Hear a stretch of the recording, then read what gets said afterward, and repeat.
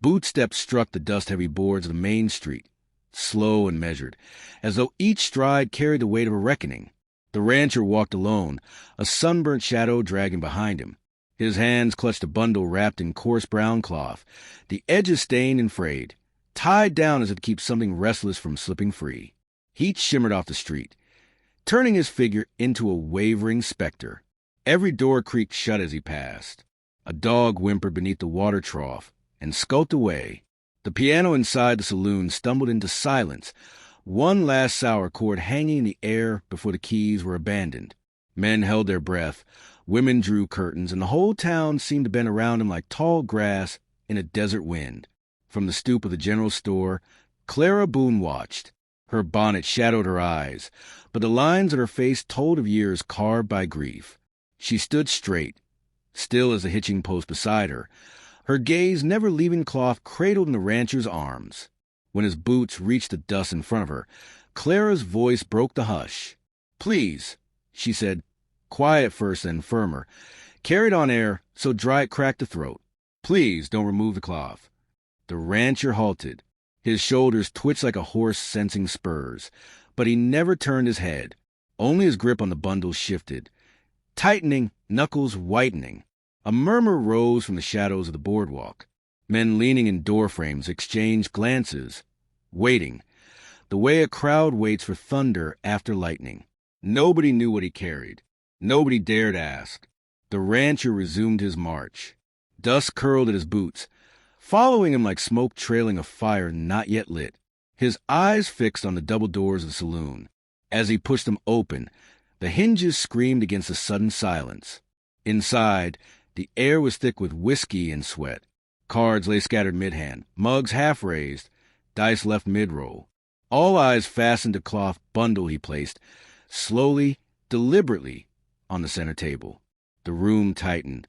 One man coughed, another shifted, and the sound of boots on the saloon floor rang like gunshots. Behind him, Clara stepped into the doorway. Her hands were clasped together at her waist, but her knuckles were bone-white.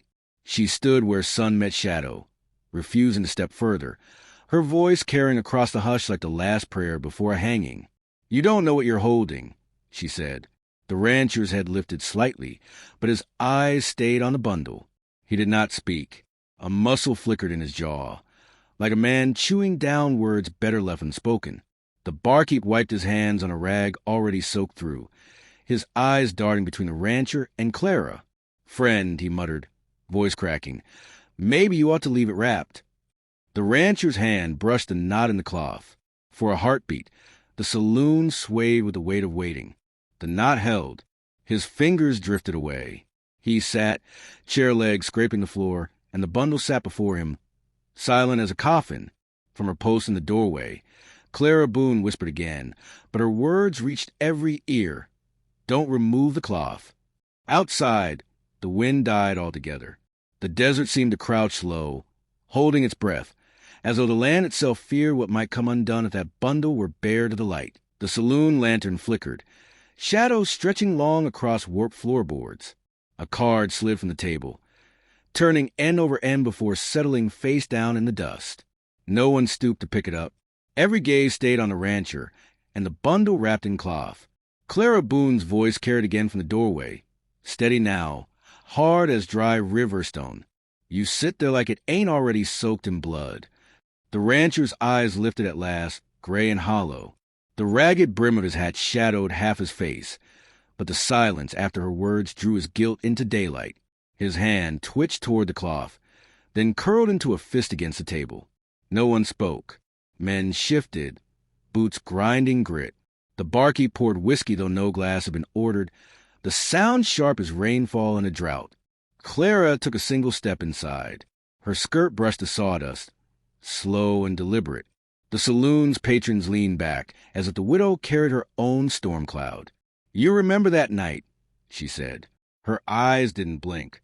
The road south of Dry Creek. A lantern smashed, men laughing, and one shot in the dark that tore the world out of me. The rancher's jaw worked. A drop of sweat ran down his temple, though the night air was cool. His chair creaked as he leaned back, not in defiance, but under the weight of memory pressing hard against his chest. The townsfolk looked between them, whispers buzzing like rattlers in tall grass. Some had heard tales of that ambush years back. Some had buried kin from it. Clara's husband, Jonathan Boone, had been among the fallen, and though no trial was ever held, men remembered which riders vanished into the desert come sunrise. Clara stepped further in, her boots silent against the floor. Her voice was low now, a murmur meant for him, yet echoing through every soul listening. You rode with them. Maybe not the one who fired, but your horse carried you there. And when the smoke cleared, my husband's gun was gone. Her words cut the silence into ribbons. The rancher flinched, though no bullet struck him. He swallowed, throat dry, eyes falling back to the cloth bundle before him. The barkeep whispered, "Sweet Lord." A chair leg scraped. One gambler rose, but another pulled him down with a sharp shake of the head. None dared move too quick. The air was brittle as glass. Clara's hand hovered at her side, fingers brushing against nothing. No weapon there, not yet, but the gesture was enough. The room felt as though a trigger had been cocked.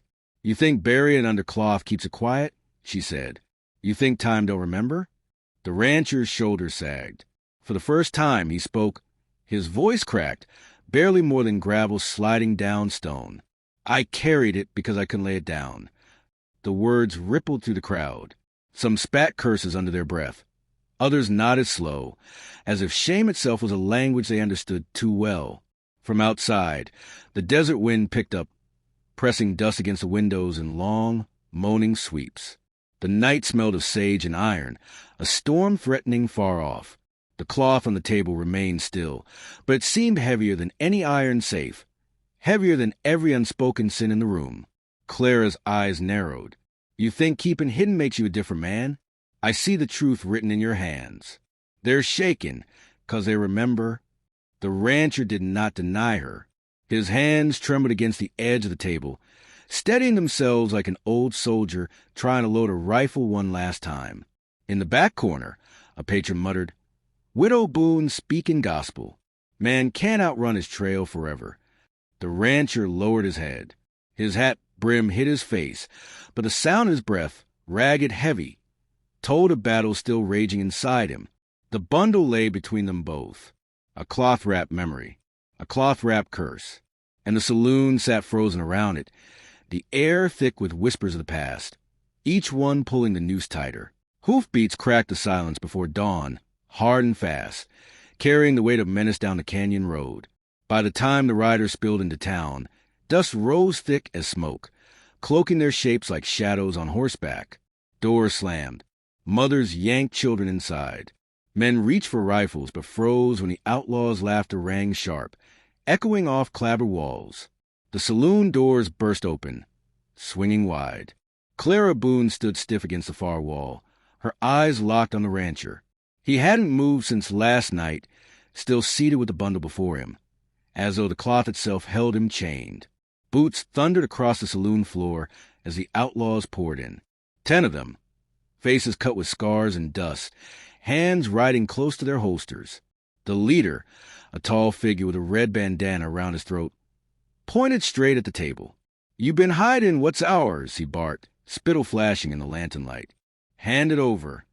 The rancher's hand hovered near the cloth. His fingers shook, not from fear.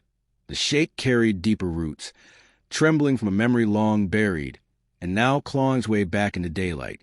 "No," Clara said, her voice sharp as a whip crack. She stepped between the table and the outlaws. "That's not yours." The bandana leader sneered, revealing teeth yellowed from tobacco and cruelty. "Widow Boone," he drawled, drawing out her name like a knife. "You got no place in this quarrel. Best step aside." Clara's eyes burned steady. She didn't move. The outlaws fanned wider, boots creaking, spurs jangling, hands twitching toward iron. The rancher swallowed hard. His hand pressed flat against the bundle. The cloth was damp with sweat now, darker where his palm rested. The room bristled with held breath, men on both sides waiting for him to choose. "Please," Clara whispered once more. Her voice wavered, but her eyes never left his. "Don't remove the cloth." The leader slammed his hand on the table. "Enough stalling," he barked. "Unwrap it, old man. Show her what you've been keeping." The rancher's shoulders stiffened. His fingers worked clumsy at the knot. Every man in the room leaned forward. The barkeep stopped breathing. Cards lay abandoned mid-deal. Outside, even the horses stamped restless, as though sensing the storm about to break. The knot gave. The rancher peeled the cloth back slow, every fold falling like skin stripped from bone. Gasps flared through the saloon. There, gleaming beneath the lantern's flicker, lay a revolver, silver engraved, the metal worn smooth at the grip, the barrel long and deadly, a weapon not just of iron, but of memory. Clara's breath hit sharp. She knew it at once. Her husband's gun, the very one that vanished the night he was gunned down. The rancher's hands trembled worse now, the revolver shining like a ghost risen out of dust. His eyes flicked to Clara, pain etched deeper than any scar. "I kept it," he rasped, the words dragging out like barbed wire. "I couldn't let it go." The outlaws roared with laughter. "That's it," the leader howled. "The widow's man's piece. Been waiting a long time to see again." His hand dropped his holster. "Now hand it over before blood spills." Clara stepped closer. Her voice, steady though her heart, thundered in her chest. "That doesn't belong to you." The leader spat at her feet. "Belongs to whoever's quickest." The rancher's hands hovered over the revolver. He looked down at it, then up at Clara, then back again. His body shook as though every bone inside him wanted to shatter. Clara's hand reached out, slow, deliberate. Her fingers brushed the cloth, then the revolver itself, resting there like it had been waiting for her all these years. The room froze. The bandana leader's smile twisted cruel. "Widow," he sneered, "you best think real careful 'bout what hand you're playing that." But Clara Boone's hand didn't falter. Her grip closed firm around the revolver, as steady as if she'd held it her whole life. Her father's lessons returned with the weight of steel. Patience, stillness, the aim of a heart that never trembles. The rancher sagged back in his chair, face pale, eyes wet. He let out a long, broken breath. His shaking did not stop. The outlaw gang shifted, nervous now, eyes flicking from the widow to the gun to the rancher, who had unwrapped it all. The desert outside fell silent, even the wind stilled. The cloth lay crumpled on the table, no longer hiding anything. The truth stood bare, cold as iron. And in that breathless pause, the legend turned toward its reckoning. The street baked under a merciless sun, dust curling in lazy spirals as the Widow Boone stepped out with a revolver in her hand. The townsfolk lined the boardwalks, silent as gravestones, their eyes locked on a line of outlaws fanning across the main road.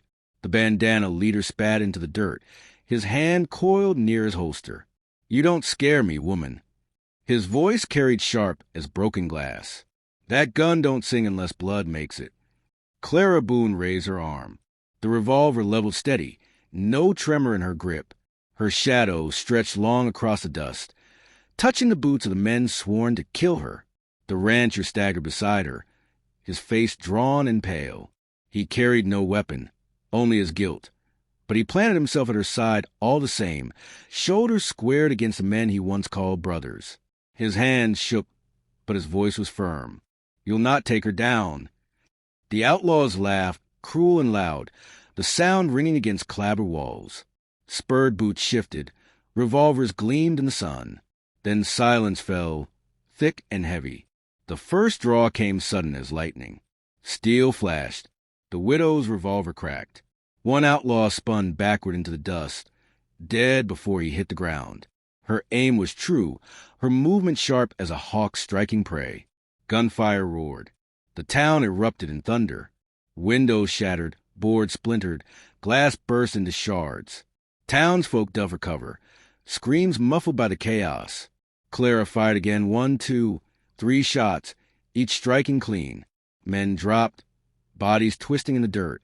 The revolver bucked in her hands, smoke rising from the barrel like incense from an altar. Beside her, the rancher fought barehanded at first, then wrenched a fallen outlaw's pistol and turned it on his former kin. His shots were ragged, his stance weak, but he fought with the desperation of a man clawing for redemption. Bullets tore splinters from posts, kicked sand into the air, rattled to the dry husks of barrels. The widow moved calm and measured, her every motion echoing the lessons of her father. Breathe slow, wait, strike once. One outlaw lunged close, revolver raised. Clara's shot split the silence, his weapon tumbling from a lifeless hand. The crowd gasped, some in fear, some in awe. The bandana leader cursed, ducking behind a water trough, firing wild. "She ain't human," he howled, rage twisting his face.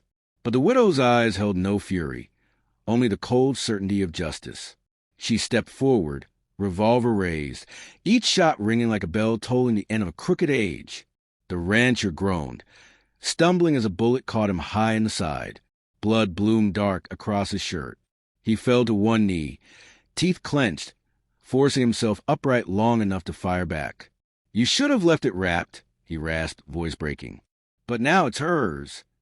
Clara's revolver roared again, the bandana leader jerking as iron found his heart. He staggered, eyes wide in disbelief, before collapsing into the dust that drank him whole. Silence swept the street, heavy and final. Smoke drifted, curling upward in thin gray ribbons. Dead men lay sprawled across the dirt, their shadows stretched beneath them like broken wings. Clara Boone lowered the revolver. Her breath came steady, her eyes unflinching. She stood tall in the sunlight, her figure cut sharp against the wreckage. The rancher slumped against the trough, blood painting his side. He looked up at her with fading eyes, trembling hands clutching at nothing. "The cloth kept me bound," he whispered, voice thin as wind through canyon stone. "You set me free." His head sank back, the last breath leaving him in silence. The Widow Boone stood over him, the revolver gleaming in her hand, smoke still curling from the barrel. Around her, the townsfolk crept from their hiding places, faces pale, eyes wide. No one spoke. No one dared. An old man lifted his hat in trembling respect. A mother clutched her child tighter. A gambler muttered, "Lord have mercy." But mercy had no place there. Only justice. The revolver weighed heavy, but Clara held it as though it had always belonged to her. She turned, stepping slow across the dust, each stride echoing like a drumbeat. And as the sun slid lower, the legend set its roots deep. Folks would whisper for generations of the Widow Boone, who faced down a gang alone and carved justice with her husband's stolen gun. They'd say her shadow still walked the main road on moonlit nights, revolver smoking, cloth fallen away, the past laid bare for all to see. The desert wind rose again, carrying her name into the endless horizon, and the land at last exhaled,